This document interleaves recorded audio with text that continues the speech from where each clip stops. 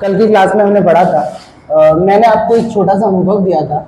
ये हमने Z1 plus minus Z2 है, इससे ज़्यादा होता है modulus Z1 plus modulus Z2, और इससे कम होता है Z1 और क्या मॉडुलस Z1। यहाँ मैंने ये साइन लगाया था, इसका मतलब है इसका डिफरेंस, ठीक है, वो पॉजिटिव में लेना है।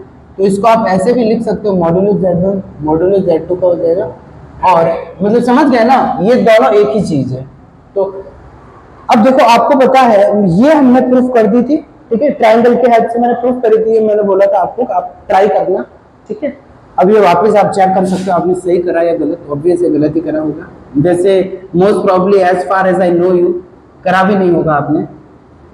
ए बी और यहाँ पॉइंट ले लिया सी, ठीक है।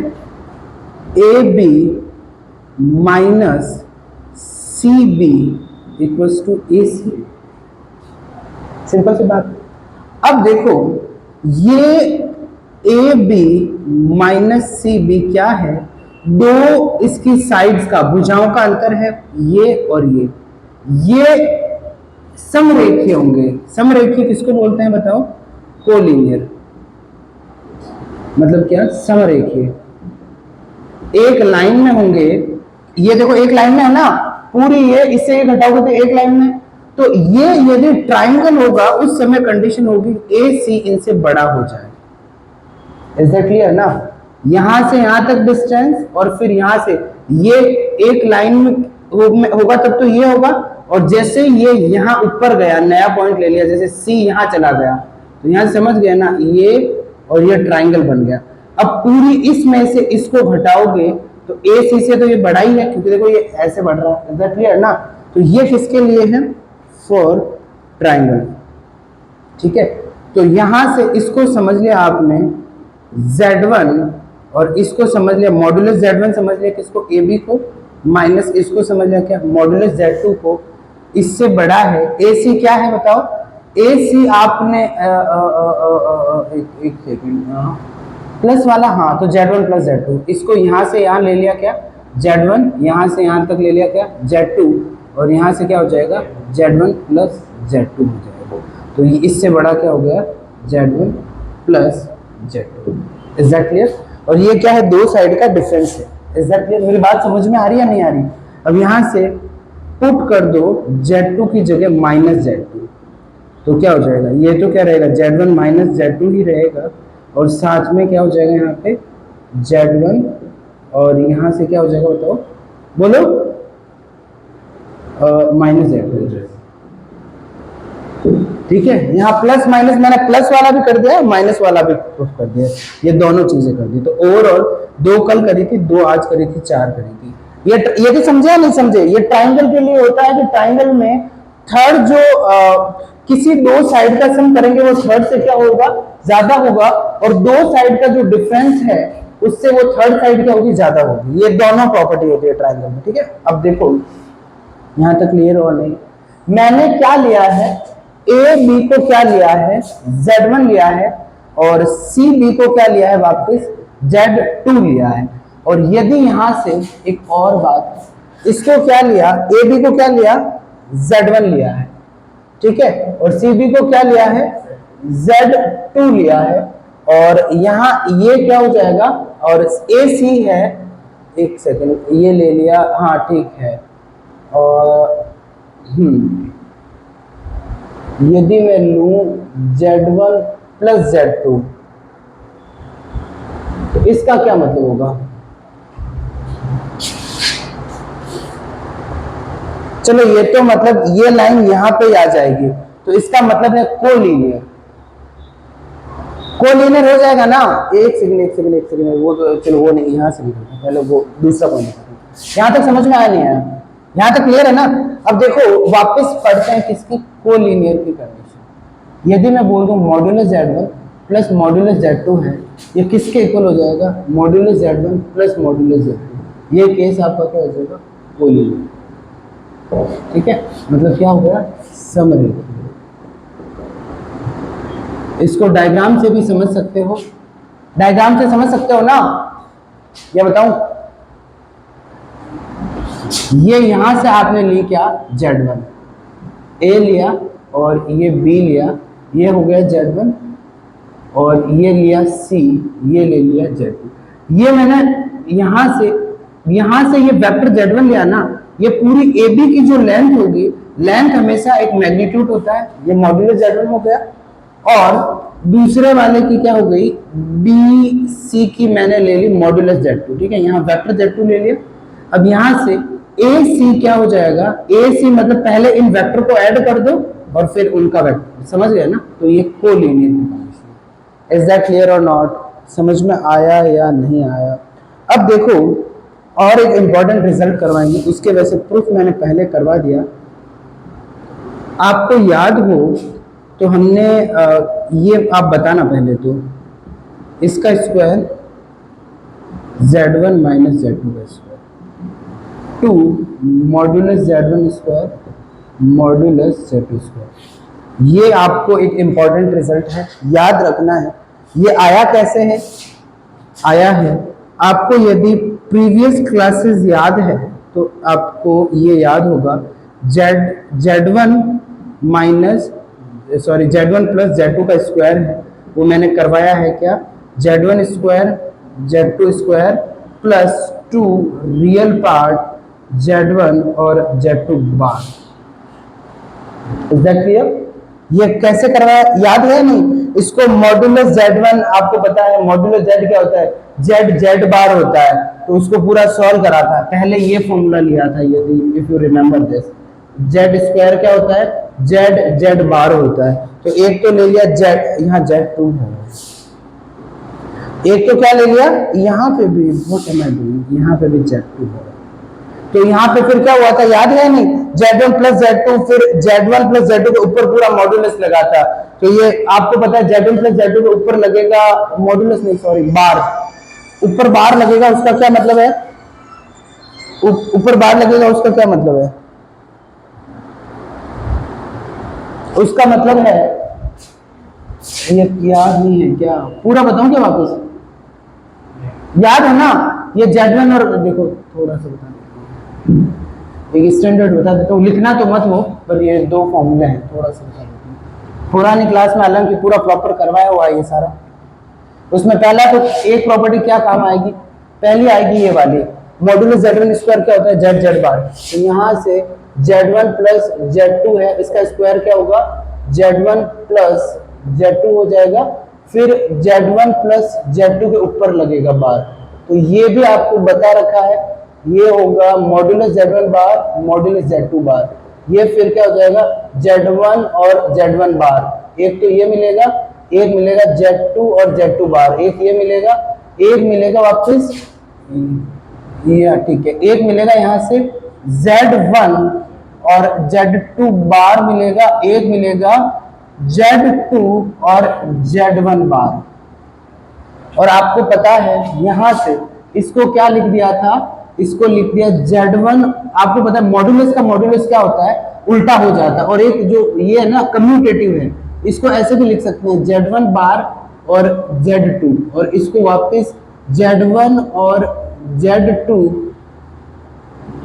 बार का ये भी लिख सकते हो, क्योंकि आपको पता है ना एक बार जिसका ये भी प्रॉपर्टी है ना, Z बार का बार लोगे तो Z आ जाएगा, तो यहाँ इस पे बार लगाओगे तो ये, फिर इसके बार का बार क्या हो जाएगा Z2, दोनों चीजें एक ही है, तो एक इसकी जगह क्या हो जाएगा Z1 स्क्वायर, सॉरी ये Z1 Z2 क्या ये बन गया उसी फॉर्मूले से, इसकी जगह क्या हो गया Z2, ये बन गया, और इसकी जगह एक तो क्या Z1 और Z2 बार, और एक मिलेगा Z1 और, तो एक कॉम्प्लेक्स नंबर उस सेम कॉम्प्लेक्स का ऊपर बार का मतलब आयोटा का कॉन्जुगेट है, इसका मतलब आयोटा की जगह माइनस आयोटा हो जाएगा, तो फिर यहाँ बस रियल पार्ट ही बचेगा, ये Z2 बार हो जाएगा, और इसको सॉल्व करोगे ना 2 हाँ एक सेकेंड, हाँ बिल्कुल रियल पार्ट डबल हो जाएगा, ये भी ये तो पता है ना, और यहाँ क्या मिलेगा Z1 और Z2 bar. Is that clear? बाकी आप वापस देख भी सकते हो, पूरा अच्छे से करवा रखा है वहां पे, Z1 माइनस Z2 का स्क्वायर, ये क्या हो जाएगा modulus Z1 square modulus Z2 square minus 2 real part Z1 और Z2 को बाहर बचा। और यदि आप ये दोनों ऐड करोगे तो ये कैंसिल हो जाएगा, ये डबल हो जाएगा। इसका प्रूफ क्या है? यही है। Is that clear? तो ये प्रॉपर्टी याद रखना। यदि बीच में नेगेटिव आ जाए तो क्या हो जाएगा बताओ? 4RE Z1 Z2 बार हो जाएगा। इज दैट क्लियर ना भाई? उस केस में ये कैंसिल हो जाएंगे। ठीक है, तो ये भी लिख देता हूँ। एक यहाँ पे बीच में नेगेटिव आ गया,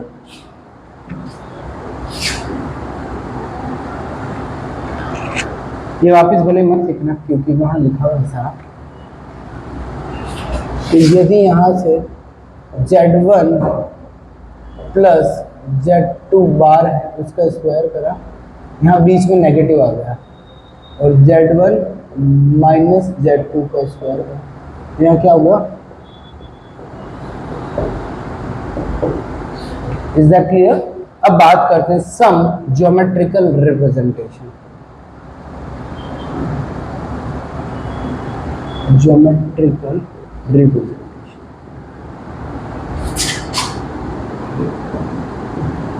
कुछ और जो कॉम्प्लेक्स नंबर है एक्स्ट्रा, उनका क्या करेंगे? ज्योमेट्रिकल रिप्रेजेंटेशन करेंगे। एम्पलीट्यूड के सेंस में देखो बहुत ही सिंपल चीजें हैं।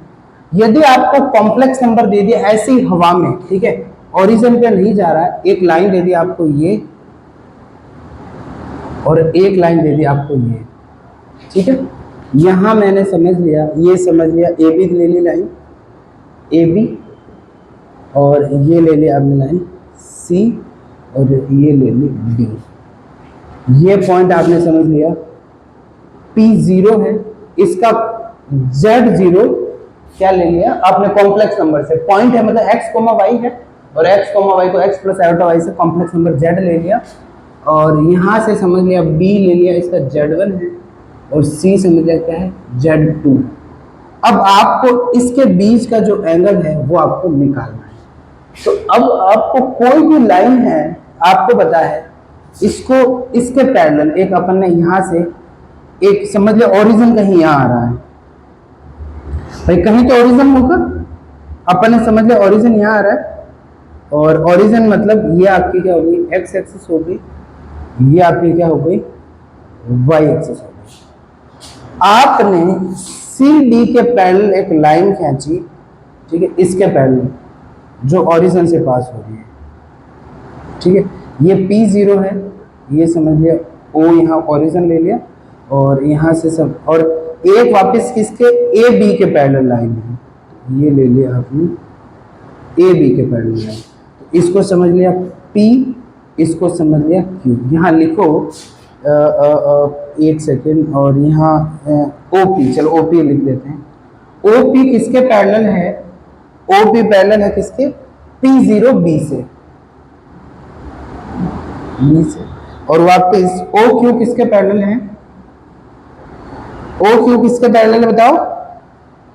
P0 D के। समझ गए ना? इसके पैरेलल लाइन क्या? ऊपर वाली भी इस वाली के पैरेलल। मेरी बात समझे या नहीं समझे?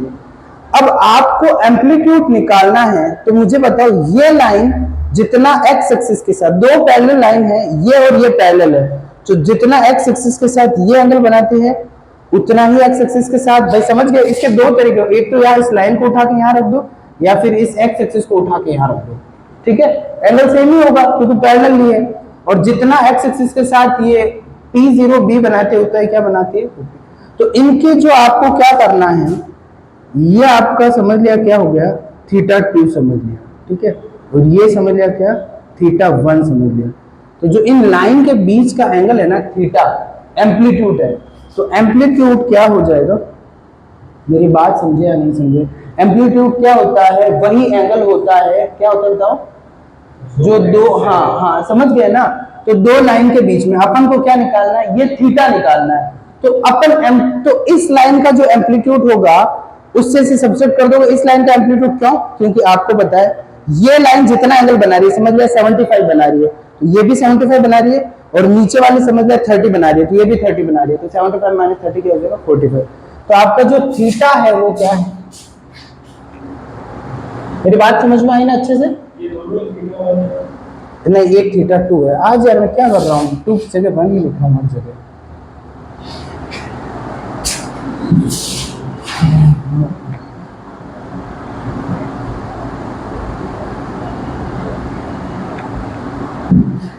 Yesterday I slept a lot, and that's why I guess my brain is not working.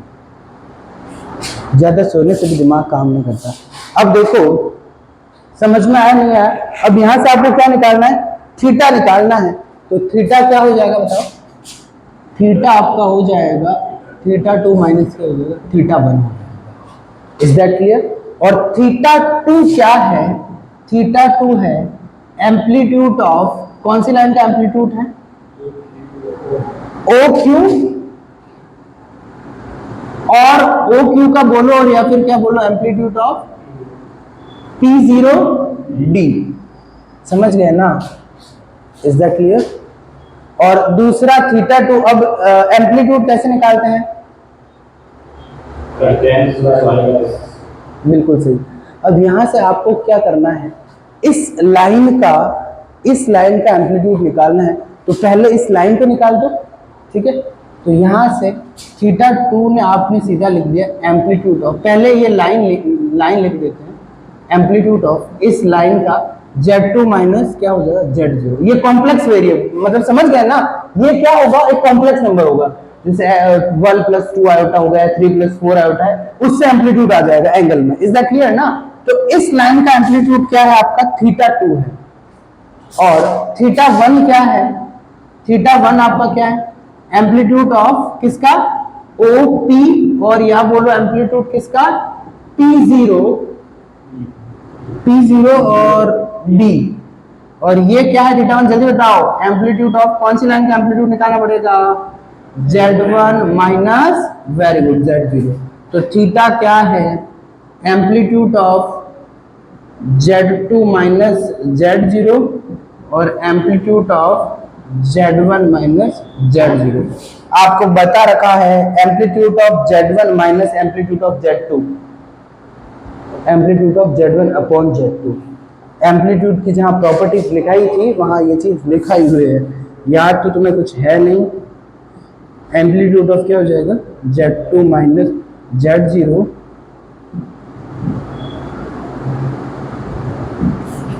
Is that clear? ये क्या है? दो लाइन के बीच में एंगल निकाल रहे हैं कॉम्प्लेक्स नंबर की हेल्प से। क्या है ये? दो लाइन, इनके बीच में एंगल है, वो किसकी हेल्प से? कॉम्प्लेक्स नंबर की हेल्प से। Is that clear? समझ में आया नहीं आया? तो अब देखो, यहां पे अलग अलग केस लेते हैं। केस 1, यदि आपका थीटा 2 माइनस थीटा 0 और थीटा 1 माइनस थीटा 2 क्या आ गया? A real number. समझ गए? मतलब आपका प्योरली रियल। ठीक है भाई, ये कोई रियल नंबर है। रियल नंबर मतलब भाई ये कॉम्प्लेक्स क्वांटिटी तो है, एक कॉम्प्लेक्स को दूसरे कॉम्प्लेक्स से मल्टीप्लाई करा और अपन ने सॉल्व करा। ठीक है, सॉल्व करा, वैल्यू आ रही है 3, 4, 1/2, -5, -6। इसका मतलब क्या हो गया? यहां पे प्योरली रियल नंबर आ रहा है, इसको सॉल्व कर रहे हो, प्योरली रियल नंबर आ रहा है। ठीक है, और प्योरली रियल नंबर का एम्पलीट्यूड क्या होता है? 0 या फिर पाई। ठीक है, समझ गए ना भाई? इसका मतलब क्या हो जाएगा? ये थीटा जो एम्पलीट्यूड है, एम्पलीट्यूड क्या हो जाएगा? या तो क्या हो जाएगा एम्पलीट्यूड, ये यहाँ पे क्या होगा? Real number. रियल नंबर का क्या होता है? इसका या तो आपका क्या होगा? 0 होगा और पाई होगा। और भाई 0 और पाई दो लाइन के बीच का एंगल है, तो वो लाइन वेरी गुड कोलिनियर है। बीच का थीटा यदि 0 हो जाएगा तो समझ गए ना, और या फिर पूरा ऐसे घूम के यहां आ जाएगा, तो मतलब क्या है? Lines are collinear. समझ में आया या नहीं आया? लाइंस आर कोलिनियर मतलब क्या है? समरेखीय है। कोई दिक्कत है क्या? अब देखो केस 2।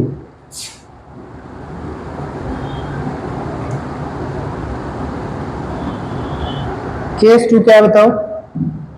केस टू क्या होगा, यदि यहां पे Z1 इसको कॉम्प्लेक्स क्वांटिटी को सॉल्व करा, ये तुम डर तो नहीं रहे हो ना इनसे? Z2 ये क्या है? ये कॉम्प्लेक्स नंबर है, एक कॉम्प्लेक्स नंबर से दूसरे को मल्टीप्लाई करना है, नीचे एक कॉम्प्लेक्स नंबर और आ गया है, इसको क्या रैशनलाइज करोगे, प्लस माइनस से डिवाइड करके आपको एक कॉम्प्लेक्स नंबर मिल जाएगा। केस टू क्या है? केस टू आ गया Z2 minus Z0 upon Z1 minus Z0, ये क्या आ गया? प्योरली इमेजनरी आ गया।